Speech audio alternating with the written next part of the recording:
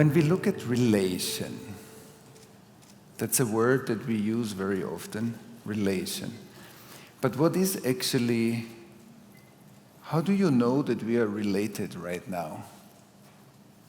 Proximity.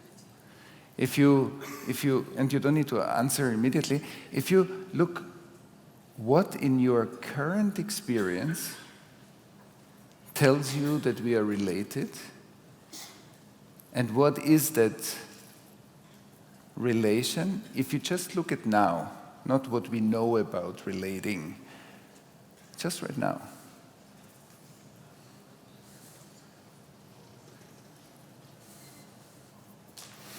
And then I want you to have a look, because it might seem like Thomas is here on stage. So I'm a particle here, I'm matter, atoms, molecules, whatever. But I'm in your body as well.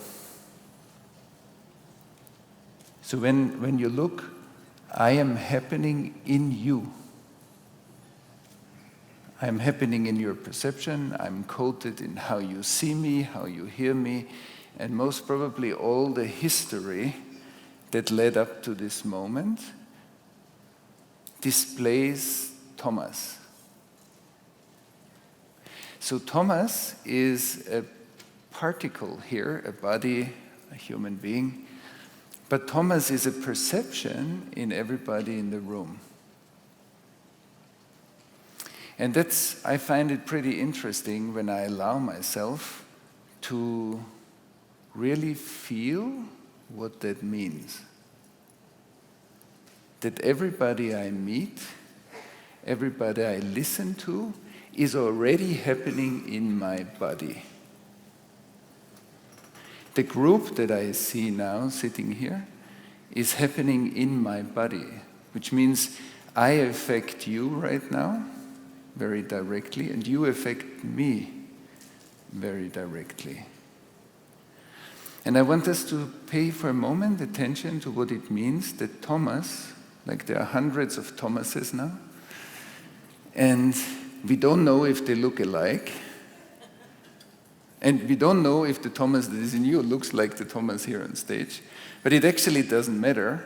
But it means that I exist here on stage as matter, and I exist in you as energy. So I exist here as a particle, and I exist in you as a wave. And it's very interesting how the two are related. And then I'm interested what happens if hundreds of people synchronize their attention onto Thomas right now. What happens with the Thomases in every brain when everybody listens to me or to the speaker before, when we focus our attention onto one particle and when we are many? What happens to these brain waves, to the energy, to the energetic perception of the particle here in the room? And then I'm interested what happens if everybody in the room is consciously aware of the whole group. So if you pay attention that there are hundreds of people sitting with you, and I pay attention to it, and we all pay attention, so we create a field. And I want to talk to this field a bit. I'm currently living in Israel, and there's a lovely part of the Bible that says that there was an incident on Mount Sinai when God spoke to the Hebrew people. And it's different. God spoke to Moses in a different event, and there was the awakening of Moses to the divine reality, and that was a special kind of awakening. But then, when there was the whole group of the Hebrew people around Mount Sinai, and God spoke to all of them, everybody said, God, it spoke to me individually. And that's a very important principle, I believe, that God spoke to everybody individually. And I think it's a bit along the lines of the speaker before, that what does it mean? God didn't say anything abstract that is true for everybody. God said something very personal that is true for everybody personally. That's a big difference. This means awakening non-duality is not kind of an abstract, removed state, but it includes the deepest humanity within the highest universal isness. And the reason why I say that is because, in my understanding, love doesn't happen in a room like here, or it's more rare. Not because we are not loving, but because we are loving here with each other anyway already. So that's not where love happens. I believe love happens where the landscape, the conscious world of humanity is growing. That's where we see love happening. And after like a 4-year meditation retreat and after a time teaching, I came across something that really changed a little bit my course of teaching. Because what started to happen in my groups, and I said this last year here as well, there was a process happening that showed me the collective dimension of trauma. And maybe some of you have heard that we finished just a big collective trauma online summit. And because from that time on, it was 15 years ago, I started to explore what's actually the collective dimension of trauma. And trauma became a buzzword, and we have decades of trauma research that looks at my individual trauma, either my shock trauma, my attachment trauma. But in fact, trauma is not an individual thing.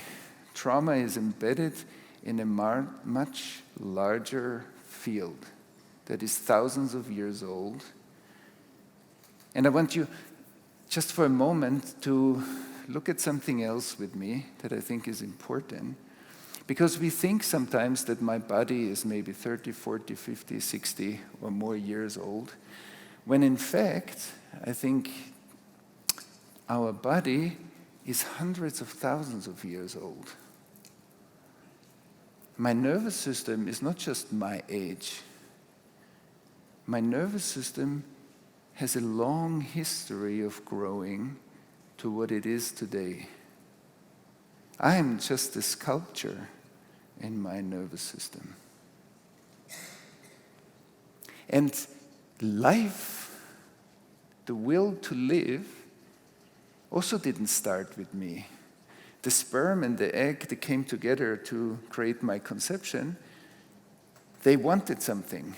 And the people before me wanted something, and life before them wanted something. So there's life wanting to live already for a very long time, and that's pulsing through my body. So what if I think and feel into my existence, not only as the age that I am as a human being, but if I feel it over the course of a long period. And when I feel it over the course of a long period, there are two elements that come with it. In the generations before me, there were many hurts, but also many people healed. We are not the first ones that are dealing with healing. We are not the first ones that are dealing with spirituality. So in my body is the resilience of everybody that healed before me in my lineage of ancestors. Everybody who had an insight before me, everybody who developed something new before me is living in me. And the reason why I say this, because if we think and feel and tune in with ourselves, over a longer period of time, then we see, wow, the trauma history of humanity, my trauma, my attachment trauma, is connected to a whole network. And so when it comes to human relation, we heard it a little bit before also, that when we relate to each other, we could say love is between us, but I believe love is very specific between us. Because if you don't feel good or if something troubles you, when I really listen to you, it's different than when I listen to everybody. And when I listen to you specifically, there is a deep support that happens because I mean you. And it goes even further than that. It means that my nervous system and your nervous system have the capacity to create a bigger whole together, a bigger unit together. And so in our work, what we train a lot when we say love is specific, it means that all my development, when I speak to you, is part of the communication and the conversation between us. So all my emotional, physical, mental development is listening to you and vice versa. And when we come together, we usually don't struggle with the parts that we already know. We usually struggle with the parts that we don't know.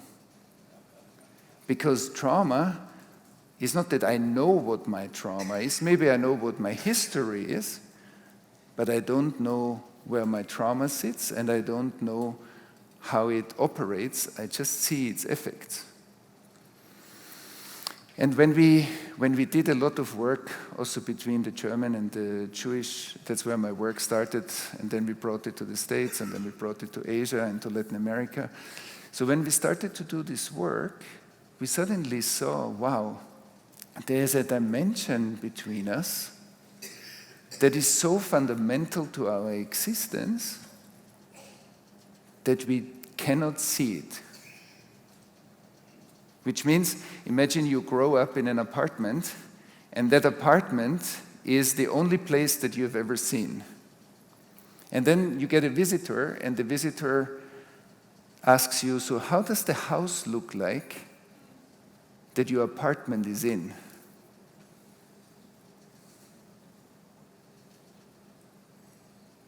So how does a world look like without trauma?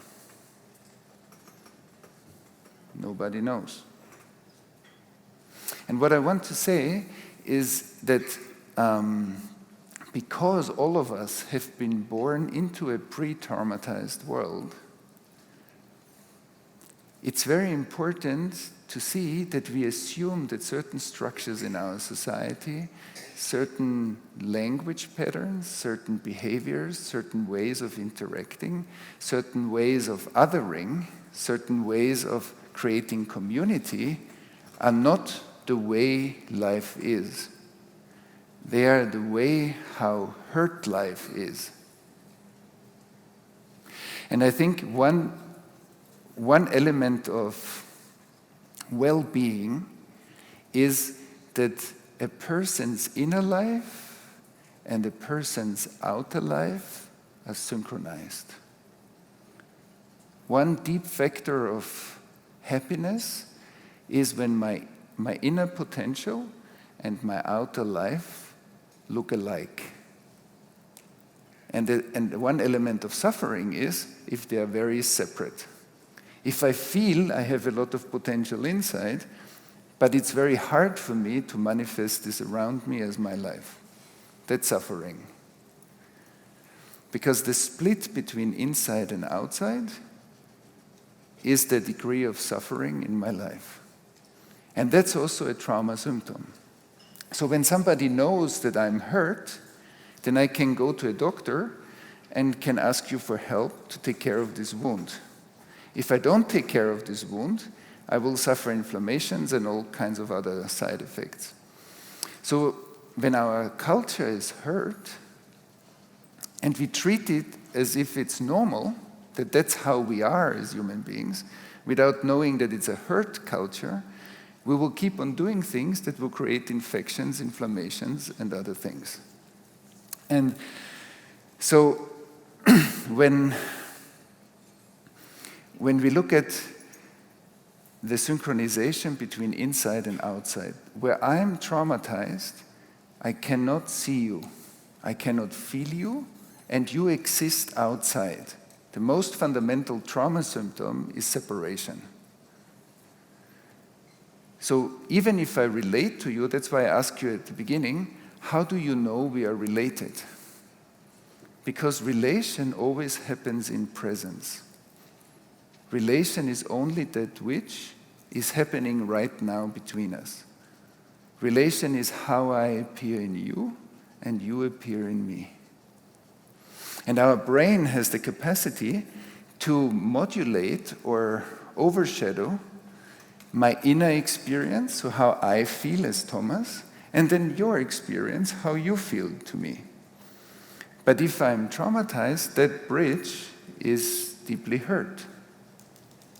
So I can either feel myself or you, but I cannot bring them together in myself.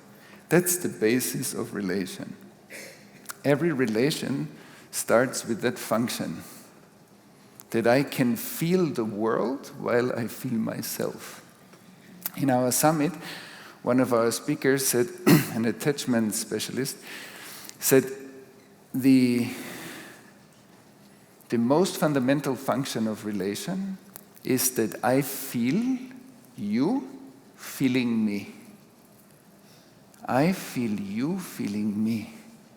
That sounds so simple, but how often in our daily life we have I feel you feeling me. Every child grows up with this fundamental function, I feel you feeling me. And one of the deeper reasons why I talk about this and why, because the basis of my work, of course, is spiritual development and what helps us to awaken. But then, since I came across and I started to understand how large the dimension of collective trauma is, then I took it a step further forward and I thought, okay, am I, as a human being, able to digest the information that I consume? And since I asked myself the question, I asked you the question, are you able to digest and be a contemporary witness in the world that the technology that you use allows you to be? So when you hear news, for example, when you hear that the guy is going into school and is shooting around, do you feel you can be a contemporary witness to that situation?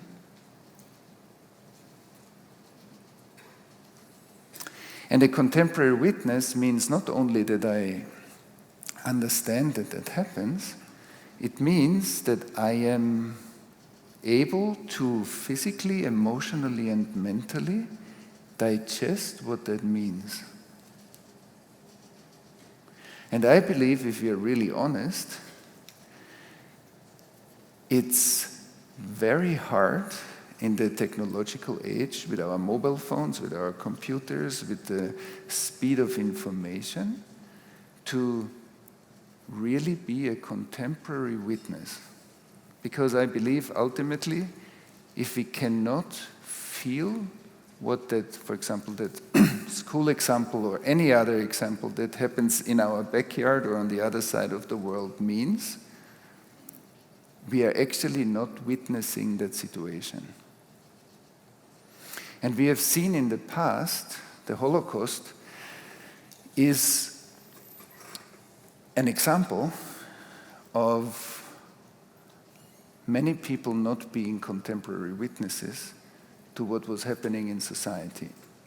And I believe that at the moment, with climate change, if we are not able to be a contemporary witness, to our society, we are on the way to experience and to create much more collective trauma on top of the one that we didn't digest yet. And that's why my question is, how do you deal with the fact that you're a citizen in a world that is technologically advanced, but bombards us with information, or we bombard ourselves with information. And sometimes it's just one thing that we hear, where it seems like we are also informed, but actually we might actually get more numb over time because it's too overwhelming to really experience what we experience. And I believe when we talk about love, love doesn't happen in a room like here, because we are already in the effect of love, and we are very privileged, and many things lead up to the fact that we can sit here.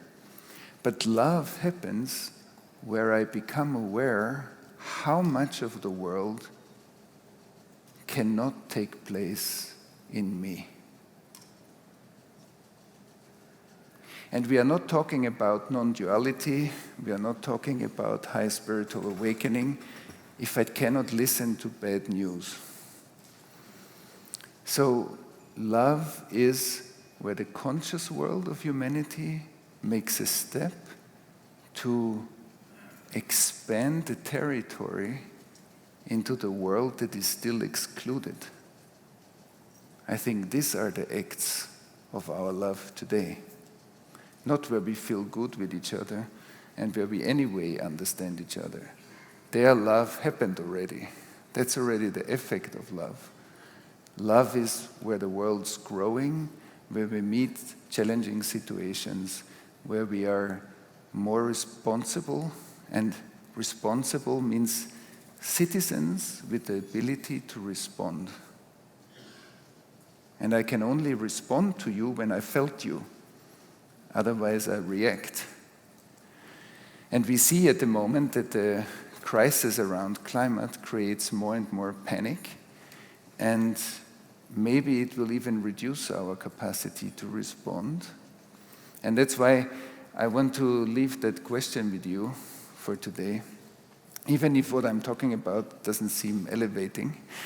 But it's, I think, a very important question. How am I, with the technology of today, staying a contemporary witness when witnessing means that that I feel you physically, I feel you emotionally, I feel you mentally, I feel you spiritually, and I'm really with you.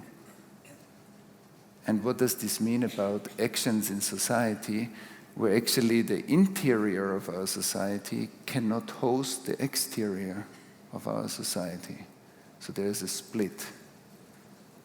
And if we're perpetuating that split, we keep on recreating the same things. And in order to do something uplifting now together, I want to do with you like a toning meditation, which strengthens the other part, because I believe integrated history is presence, unintegrated history is past. And the coherence of a system has the power to integrate the fragmentation. And that's why I want to do with you a sound meditation now, a toning meditation. So maybe we can switch to this microphone. Yeah. And so I ask you for a moment to close your eyes if you want. Can you hear me still? Yeah. No? No, that's good. Yeah. So maybe I will speak through this microphone and then we... Okay. I will sit down here for a moment.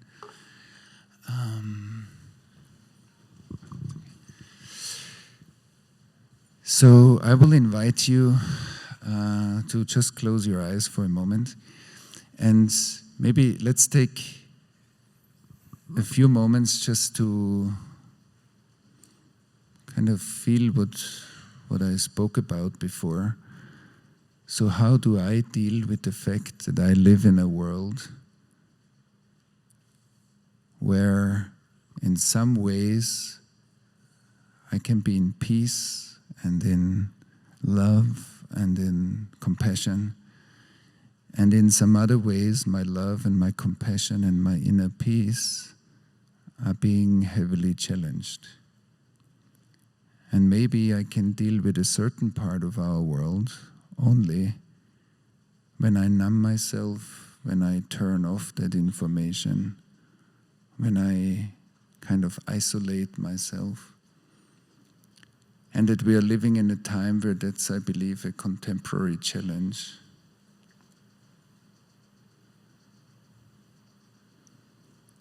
And that we create intentional community spaces like this one here, where we practice together presence, relationality, compassion, deep listening, where we are trauma-informed, where we create a meaningful exploration of the depth of who we are, and eventually to get a taste of that moment on Mount Sinai that is not necessarily the past, but that moment happens every day in our life, that the divine nature reveals itself through big and small insights,